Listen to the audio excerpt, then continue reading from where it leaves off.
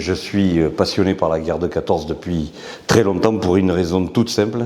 C'est que petit, on avait comme voisin un monsieur, le Pépé, et on me disait qu'il avait fait la guerre. Et en fait, c'était un monsieur qui avait fait la guerre de 14. Donc j'étais gamin sur les genoux d'un vieux monsieur qui était un poilu. Et ça quand je l'ai compris à l'adolescence, ça m'a marqué ça. Toute ma vie jusqu'à aujourd'hui, ça m'est resté ça. D'avoir eu la chance d'avoir rencontré un monsieur qui a fait la Grande Guerre, quoi. J'étais tout petit, je ne pouvais pas comprendre. Et ce papy, je me rappelle de deux choses. Il avait un béret, il était gentil comme tout, et il avait des mains énormes. Il avait des grandes mains avec des grands doigts, et il tremblait comme ça. Et il tremblait. Et tout le temps, depuis que je suis artiste, je me suis dit, un jour, je ferai quelque chose en hommage à ces poilus, à ces hommes, et à ces femmes aussi, et vous allez voir qu'elles sont représentées, qui ont fait la Grande Guerre, qui ont fait la guerre de 14.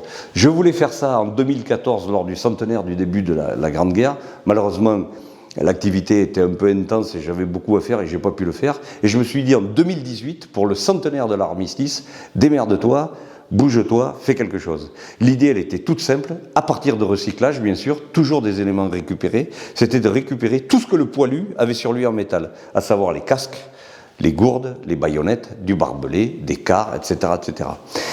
L'idée, c'était de faire 32 tableaux, 14 plus 18, 14 tableaux à l'horizontale, 18 à la verticale, plus une grande pièce principale que voilà. Cette pièce, elle fait très exactement 2,35 m de long par 89 de large. Les dimensions ont toujours une importance dans une histoire. 235 cm. Pourquoi ? Parce que sur le monument aux morts de Sarlat, d'où je viens, il y a 235 noms de poilus. 235 poilus sarladais ont perdu la vie dans le champ de bataille là-haut dans l'Est. 235 noms gravés. Donc chaque centimètre du tableau correspond à un poilu de Sarlat qui est mort là-bas sur le champ de bataille. Et la largeur du tableau, 89, c'est l'addition de deux dates. Alors la guerre de 14 a démarré le 2 août 14. Seulement si on additionnait le 2 août 14, 2 plus 8 plus 14, ça ne faisait pas un grand chiffre, donc il a fallu que je prenne une autre date, et j'ai pris celle du 28 juin 14, le jour de l'assassinat de François Ferdinand à Sarajevo. C'est ce jour-là que la guerre a été déclenchée, quoi. C'est parti de là, quoi. Voilà. Donc 28 plus 6 plus 14, donc ça agrandissait un peu la largeur du tableau. Donc 26 juin 14 plus 11 novembre 18, ça fait 89. C'est la largeur du tableau. Ensuite, le cadre du tableau, c'est une cornière, et on peut passer les doigts dedans, et ça évoque les tranchées. Les tranchées dans lesquelles on retrouve des petites échelles que j'ai fabriquées ici. Les échelles, c'était pour donner l'assaut, pour monter à l'assaut. Et à l'intérieur d'elles, il y a un sifflet, un vrai sifflet de commandant. C'est avec ce genre de sifflet qu'on donnait l'assaut, quoi. Donc ça, c'est un vrai de vrai, hein. D'ailleurs, dans le tableau, vous allez voir, je vais vous l'expliquer, mais tout est vrai, sauf le barbelé. Le barbelé, c'est un barbelé d'aujourd'hui qui provient de la ferme à côté de chez moi, mais tout est vrai. À l'intérieur, il y a 32 casques découpés, 14 plus 18. Il y a deux casques ici qui sont au centre du tableau, ici, qui forment comme une poitrine de femme, parce que j'ai voulu mettre en avant les femmes de ces poilus. Quand les hommes sont partis à la guerre, toutes les femmes sont restées soit dans les fermes pour continuer à faire les récoltes, pour faire à bouffer pour tout le monde, soit les citadines, elles partaient dans les usines pour fabriquer de l'armement. Et elles en ont bavé, je vous le dis, moi. Donc voilà, j'ai mis les femmes. Alors, certaines féministes m'ont dit, oui, vous voyez les femmes que par une poitrine.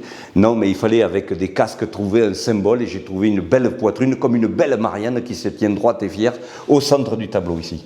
Donc, 32 casques de poilus. On a également 7 gourdes ici. Les gourdes, c'était des gourdes en acier qu'ils avaient sur eux. Il y en a 7, vous compterez. Et pourquoi 7 ? 5 plus 2, 52. La guerre a duré 52 mois.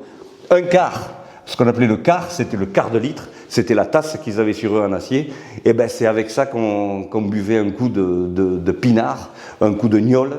Alors souvent elle n'était pas bien bonne, mais elle était très forte, et c'est ça qu'ils buvaient pour se donner du courage avant de monter à l'assaut. Voilà. Ensuite, on a une clé ici. C'est la clé de la porte de la grange d'une ferme. Et pourquoi ? Parce que 73% des poilus qui sont morts au champ de bataille, c'était des paysans.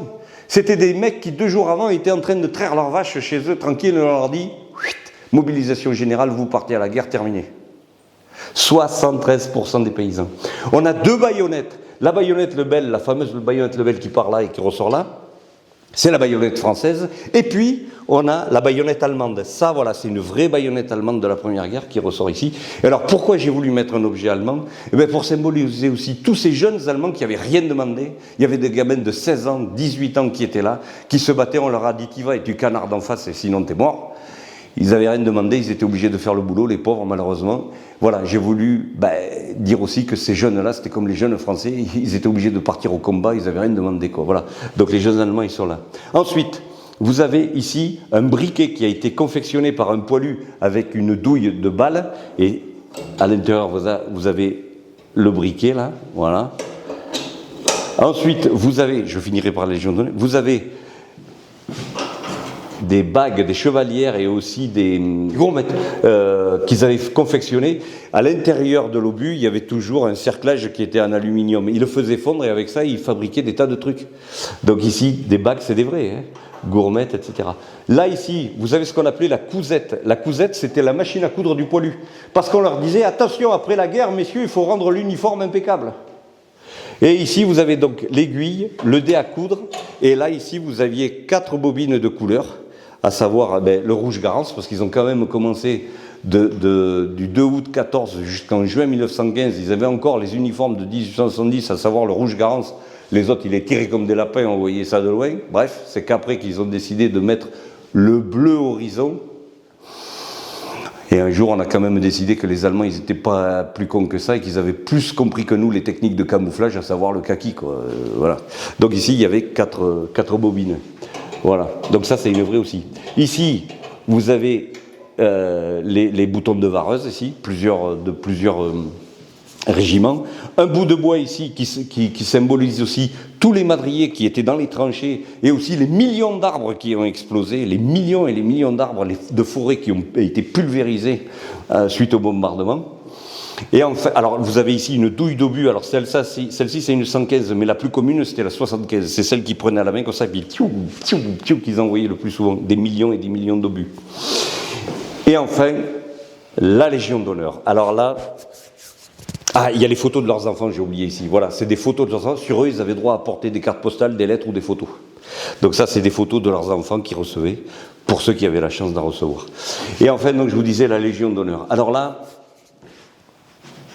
c'est quelque chose de très important. D'abord, le ruban de la Légion d'honneur, cette pointe rouge, c'est la seule pointe de couleur du tableau. Et cette Légion d'honneur-là, je l'ai mise, quand j'ai travaillé sur ce tableau, c'était en 2018, et ils font tout un cinéma là sur les 10 ans ou 20 ans, je ne sais plus, que de la Coupe du Monde de foot. On avait gagné la Coupe du Monde de foot, Zidane, tout ça, on était les champions du monde et tout. Et ils montrent que tous les joueurs de l'équipe de France de foot est reçu à l'Élysée et on leur remet à tous la Légion d'honneur. Et je dis putain de merde, j'aime bien le foot quoi, j'aime bien tout ce que vous voulez, mais de là à remettre la Légion d'honneur à un footballeur, moi ça m'a gêné. Ça m'a profondément gêné qu'on remette la Légion d'honneur à un mec qui tape dans un ballon. Parce que tous ces mecs-là qui sont morts pour la patrie, ils ont eu droit à 0. Même ceux qui sont rentrés, on leur a donné la médaille du combattant. C'était la médaille en chocolat, quoi. C'était le lot de consolation, quoi. Et à un mec qui tape dans un ballon, on va lui remettre la Légion d'honneur, qui est la plus haute distinction française. Moi, ça m'a emmerdé. Voilà. Et moi, à ma façon à moi, j'ai voulu remettre la Légion d'honneur à tous ces mecs comme ça. Et cette Légion d'honneur, elle a une petite histoire. Je l'ai achetée dans une brocante. Un gamin de 19 ans, qui avait un petit stand de 1 mètre, une petite table. Il vendait des tas d'objets. Il y avait cette Légion d'honneur. Et il la vendait 5 €. J'ai dit, putain, mais tu sors ça d'où? Il me dit, c'était la Légion d'honneur de mon arrière-grand-père. Et je dis, tu veux pas la garder? Tu la vends 5 balles. Et le mec, il me dit, si t'es pas content, tu te casses. Alors, bon, voilà, les échanges ont été un peu houleux. Je lui ai acheté quand même parce que j'en avais besoin d'une pour la mettre sur le tableau. Mais je me suis dit, merde, quoi, le mec, il garde pas la Légion d'honneur de son arrière-grand-père. Bon, bref, ceci dit, moi, je voulais symboliser, évidemment, par cette vraie Légion d'honneur, ici, là, cette remise à ma façon à moi, pour tous ces mecs-là qui ont combattu pour la France et pour nos libertés. Et j'y tenais très fort. Vous avez, pour finir, du barbelé. Alors, je vous disais tout à l'heure, c'est pas du vrai barbelé qui était là-bas sur les champs de bataille, parce que c'est quasi introuvable, les collectionneurs se les arrachent, et c'est pour ça. Donc ça, c'est du barbelé d'aujourd'hui. Et j'ai dû oublier une chose ou deux, et si je le revois, je vais vous le dire. Ah oui, uniquement le cadre est verni. Pas les casques. Je les ai laissés bruts, parce que ça nous fait penser à un charnier, à toutes ces plaines bombardées où on voyait les cratères et tout. Et pourquoi j'ai pas verni, chose que je fais sur les tableaux, je les vernis, pourquoi j'ai pas verni tous ces casques et uniquement le cadre? Vous savez pourquoi? C'est parce que j'ai lu 130, je sais plus, 130 ou 140 lettres de poilus qui correspondaient avec leurs épouses, leurs enfants, leurs parents. Et il y en a une qui m'avait marqué où ce soldat de première classe écrivait à ses parents en disant « Nous, on est moins chanceux, les officiers, ils peuvent se planquer dans les tranchées, eux, ils ont de la chance, ils sont vernis. » Et je me suis dit, tiens, pour symboliser ça, on va vernir uniquement le cadre qui représente les tranchées dans lesquelles, souvent, les officiers qui montaient moins à l'assaut, étaient plus planqués, avaient plus de chances que ces pauvres soldats, ces pauvres troufions qui montaient se faire péter la gueule sur le champ de bataille. Voilà pourquoi tout est brut, c'est pas verni comme ça, et le charnier, quoi.